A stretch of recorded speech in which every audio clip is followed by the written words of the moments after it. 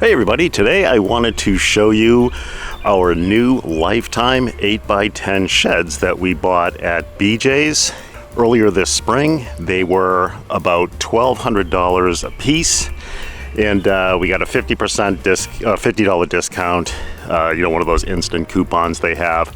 And then once the tax was added on, they were about $1,229 a piece plus some change. So anyway, this is our kind of our shed setup back here. We have this main shed with the green doors that is our 16 or 12 by 16 shed that we built when we first moved into the house.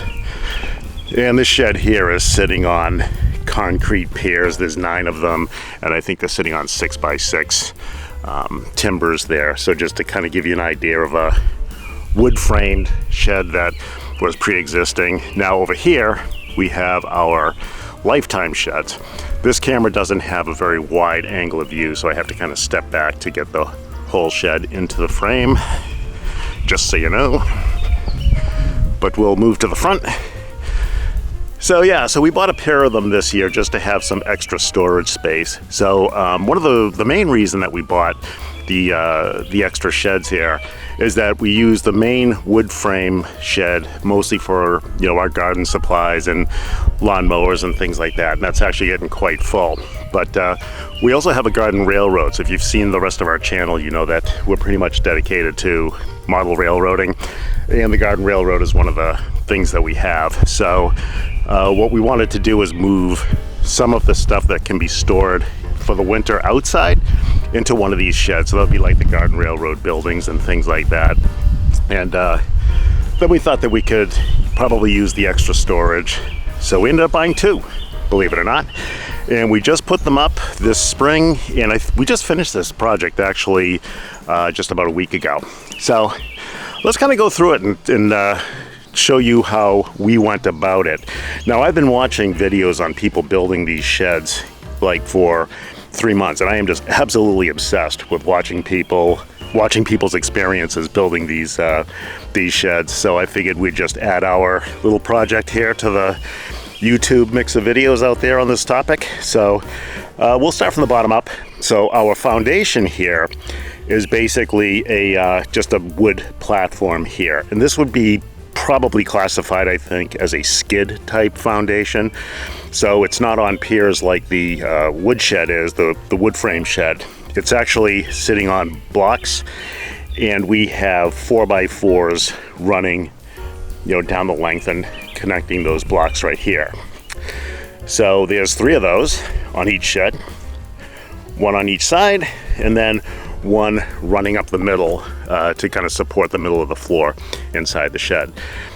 Now, as far as what's supporting those blocks, we dug down into the subsoil. We're here in the woods pretty much, and in the woods the forest floor is basically decomposing leaves and pine needles and whatnot, so you have to kind of dig down to get to that to get to the subsoil, and you can tell because it changes color. It turns into like a sandy kind of brown. And then once we did that, we filled that with some extra stone we had lying around, and then topped it off with the blocks. And then from there, it's just a matter of making sure all the blocks are level, not only across the front, but also down the length of the shed. And then from there, it's basically 2x6 construction, almost like a deck. We have our floor joist 16 inches on center. And then on top of that, we have 3/4 inch plywood. All this lumber is pressure treated, including the plywood. And it really only took 2.5 sheets of plywood to cover this. So with the 8x10, you have 2 8-foot sheets. We had them running lengthwise side by side. So 4x8, 4 plus 4 is 8 feet wide, then 8 feet long. And then finally, you'll see the joint here, a piece of plywood that was ripped right here to its 2-foot width, and that just runs the length and finishes it off. And they actually ripped that piece of plywood at Home Depot. We bought the lumber for both shed foundations, so both foundations were covered by 5 sheets of plywood, 2 full sheets on each platform, and then 1 piece of plywood ripped in half, and then it just gets applied to the end, and it all works out great measurement wise. So this is a true 8x10 platform, so you can see that, you know, it kind of sticks out along the sides and along the end, so it's slightly bigger than the shed foundation. So that's the foundation. So then is the kind of the next step in the process is to lay down the floor on top of the deck, and I recommend you do this early because that floor is folded in the box, and this comes in 2 big boxes. So we had 4 boxes in our garage for a long time. But lay the floor out and let it kind of settle or rest, because it is folded, and so it has a tendency to tent when you lay it down. We didn't have much luck getting it to untent, so I'll show you how we dealt with that when we get to it. But as far as the construction of these sheds go, when you get the sheds, there's basically 4 pieces that you have to put together ahead of time before you can do the general assembly. So the first thing that you have to assemble is these trusses. And there's 3 trusses that you have to assemble. They're basically in 4 pieces. You got the joint up there at the top that kind of keeps them all together. You can see that, and then you get the 2 on each side, and then you've got that cross piece. And of course there's hardware to hold all those together. So there's 3 of those. They take about 10 minutes a piece to put together. The next thing you have to pre-assemble is these peaks up at the top where that vent is. Those kind of triangular pieces there. Those you can pre-assemble. All the pre-assembly we did right up in the garage, and then brought it down. But there's a peak at each end, so you have to get those together. The one with the arch, this one here that you're looking at, obviously is the one for the doors. The next thing that you have to put together ahead of time is the actual doors. So here, for the door assembly, it's pretty easy. You put in the windows, you put in the handles and the latches, and then you have to put in those latches at the top there. You can see those. Get a close-up of those. All in the instructions, of course. Instructions is a big booklet. So that would be the third thing that you have to pre-assemble. And then the last thing you have to pre-assemble is the walls have these metal supports. And so almost all the wall sections get those, except for the wall with the window. The window doesn't have its own support, but all the rest of the walls do. Also on the door, there is a bar that runs down the length of the door on this side. And that bar is what holds all the latch hardware here. So it's very solid. This is a very well engineered shed. So yeah, so again, the 4 parts that you have to kind of pre-assemble are the roof trusses, the peaks, the 2 peaks at either end, the doors, and then the wall supports on the inside. And then once you have all that together, you can come out and you can start assembling. So again, the first thing you do is lay down the floor. The floor comes in 4 parts. There are 2 ends, and there are 2 middle pieces here. You can see the seams right there, I think. And they go together pretty easy. They go together like a finger lock type of thing. You put them together, you fold up, you kind of lift up one end, slide it under, and then it all kind of locks into place. And then from there, you start assembling the walls. You start with this corner here, and then you work around this side and all the way around to the end, and then around, and you end up finishing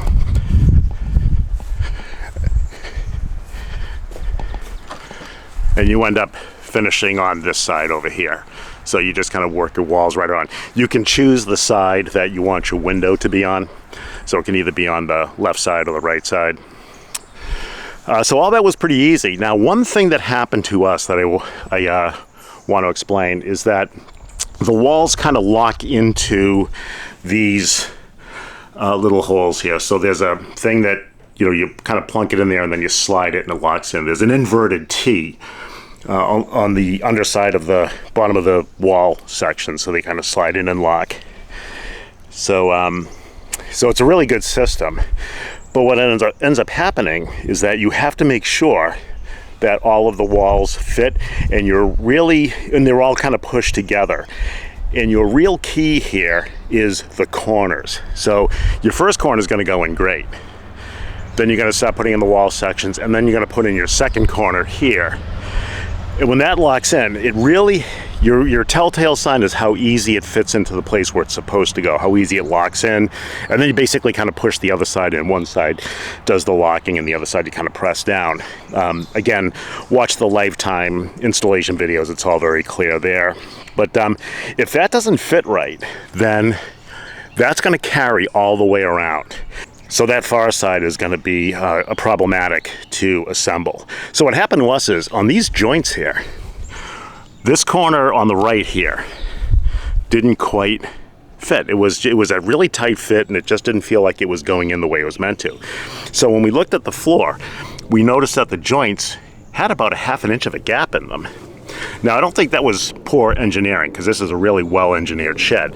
What ends up happening, I think, is in packing or whatever, when we put the floor panels together, they were tight on one side, and they had a little bit of gap on the other side. So when we kind of closed the gap where it was, the other side opened up. So it must have been some kind of, like, you know, must have gotten kind of misshapen somehow.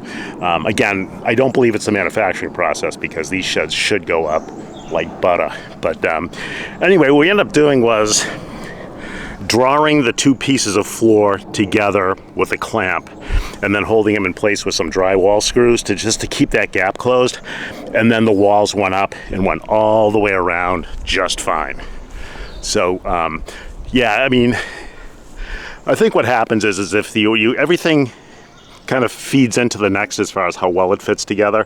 So when you put that floor down, just make sure that floor is down and all those panels are like tightly drawn to each other, and then you shouldn't have a problem. But if you do have a problem fitting your walls around, like I said, it'll really show up when you're trying to put those corners in. Just make sure those floors are put together.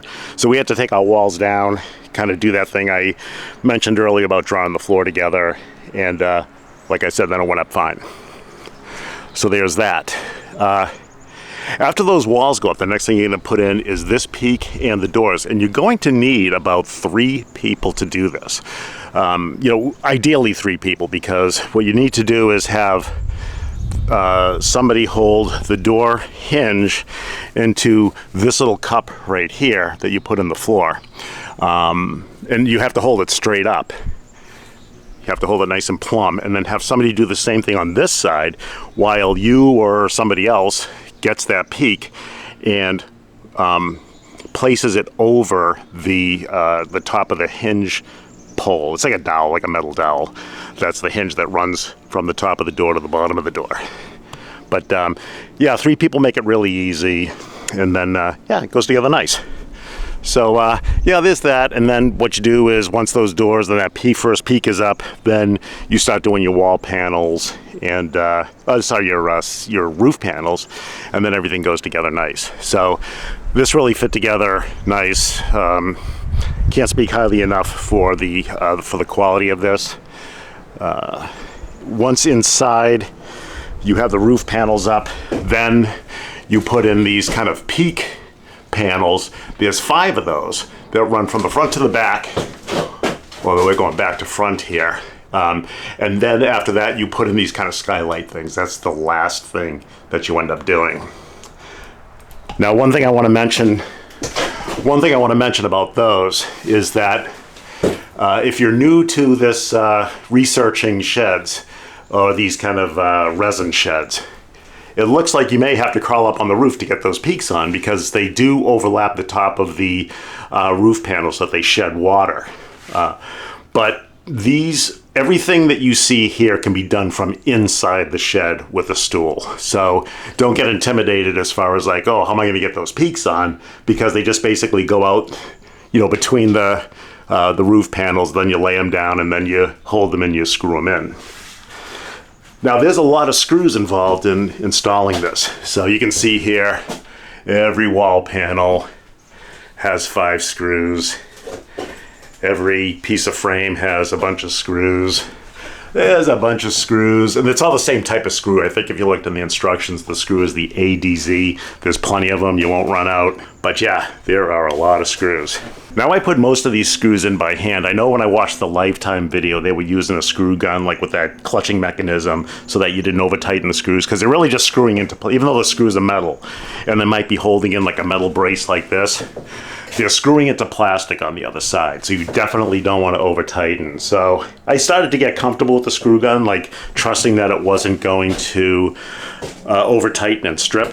But I would let that go, and then I would go ahead and just with a screwdriver and just check it, make sure.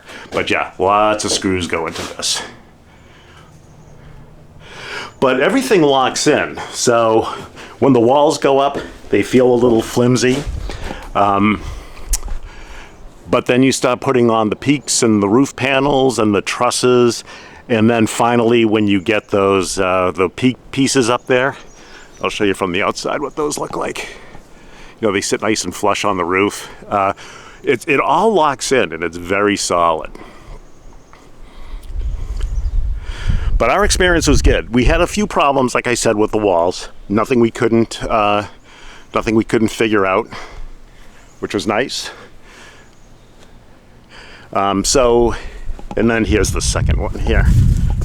We also bought 3 locks that work off the same key. And you can see here, hardware, nice and smooth. This one's empty. Oh, this shelf back here, you put this shelf in just after you set up the walls. And it kind of holds the whole thing together, really, because it fastens to both sides, fastens to the back. So that's nice. Comes with these little hooks, 6 for each shed, and then tons of slots if you wanted to buy extra hooks. This window will go up, so you just release the latches here, and then you can just let that window go up like so. Let yourself get some air in the shed. So a couple of hints that I hope will help you that we ran into that helped us out. So the first thing is you don't want to use a hammer on this. Now I'm not saying that you don't need a little friendly persuasion to get like the wall panels together and all that. But what you should be using in that case is a rubber mallet and maybe a 2-foot piece of 2x4. You know, just to kind of distribute the blow. If you use a metal hammer, like a regular claw hammer or whatever, on, you know, trying to hammer those or kind of force those wall panels together, which you might have to do in some cases, that's not a bad thing, but you don't want to damage those. So rubber mallet only. An extra person is usually helpful holding these panels up when you're screwing them in on the inside. And then on the inside, and I've seen this in other videos, but there is a little notch right here. If you can see that. There's a little round thing on the roof panel and then a little circular thing right there. When those line up, that's where the panel should be. And then of course you'll see where the holes line up and all that stuff too. So it all goes together, like I said, pretty good. What other helpful hints can I give you? I guess the biggest hint that I could give you is that this really has to go on a level, flat surface, which is why we chose the foundations we chose. I've seen some videos where people try to put it on grass. Even if you think your grass is flat, I don't recommend it. I think it should go on a dedicated foundation just to make sure everything's nice and flat. Because if one piece, like especially at the beginning, doesn't fit right, that carries all through the whole thing. And so you might have problems later on. If you don't see the problem immediately, you might have problems later on. The other thing is that if your doors don't fit right, when you shut them, they're misaligned or one door is taller than the other. We didn't have that problem on the first shed, but I did have it on that shed. Excuse me. You can, there are shimming techniques that you can use to get those doors to line up. So in this case here, this right door was a little lower than this left door was a little lower than this right door. And so you'll see here, all we had to do was shim it right under the hinge pole. And it raised it just enough, and now those doors are the exact same height, and they shut nice. Take a walk around here. We probably have about 2.5 feet between the sheds. Remember, you're gonna have, it's best if you have somebody hold those panels. So I've seen some videos where people put them in really tight spaces, like right next to a fence or a wall or something like that. And you know, they have a hard time, you know, getting those ceiling panels on. Here's a view from the other side. And we put a lot of space between the shed, between the pair of sheds here from Lifetime and our wood frame shed, just because we thought we might store stuff back there. I know a lot of people don't have this much extra room. We did, so we just took advantage of it.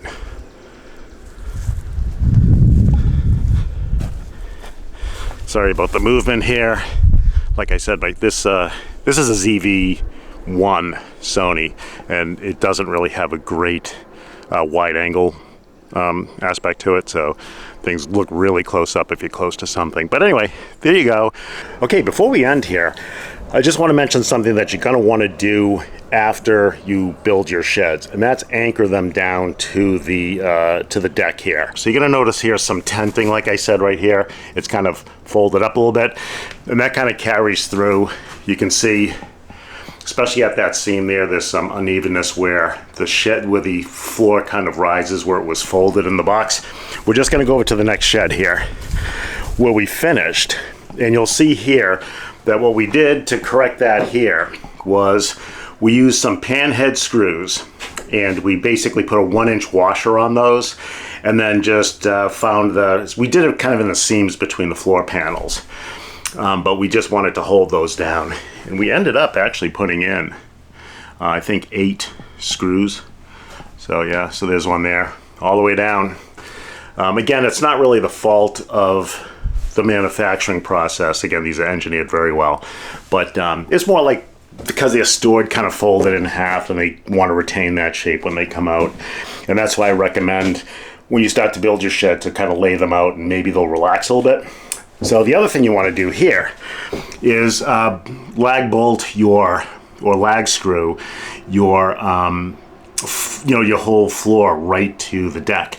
So in this case here, we used 2.5-inch lag screws with, I think, an inch or inch and a quarter maybe, washer behind those. And there's 8 of those on each side. So there's that right down here, and then you see the one way over there in the corner. These ones are hidden by our deck boxes holding our chairs. But yeah, you'll see that. If we go over to the next shed again, we haven't done it in here yet. That's next for us. You'll see that there's these little indentations that mark where the lag screw should go. So you see 8 of those. Now you might be thinking to yourself, wow, 2.5-inch lag screws, there's only probably a 1/2 inch of floor and 3/4 of an inch of plywood.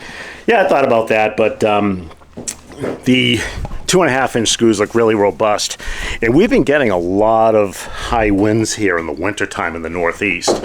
So I just thought that if the stress forces were enough, I'd rather have the wind try to pull out a 2.5-inch lag screw out of a deck rather than 1.5 inches. So we just went with that. But definitely anchor your shed down, because remember, these are plastic. They're going to be pretty light, really, in the whole scheme of things. And then I've seen videos where people run a cable right between the ceiling, the ceiling panels there. You see that little gap right there? They run a cable. We could probably, if you did that, probably anchor that right to the frame here. And then that cable will run right up the channel of the roof truss, down the other channel, and out the other side. Now, we didn't plan for that. We thought just lagging down, we'll try that and make sure that works good. But that is another option. That seemed a little overkill to me, but yeah, it seems like a pretty valid way to, or secure way to make sure your shed stays on the foundation. But anyway, that would be one thing you want to do after the sheds are built, is definitely secure it to the deck. But hope you enjoyed the video, and yeah, I think you'll have good luck with these sheds if you decide to purchase them. I recommend them. I only hope that if you go to build these, that your experience is as good as ours. So talk to you later.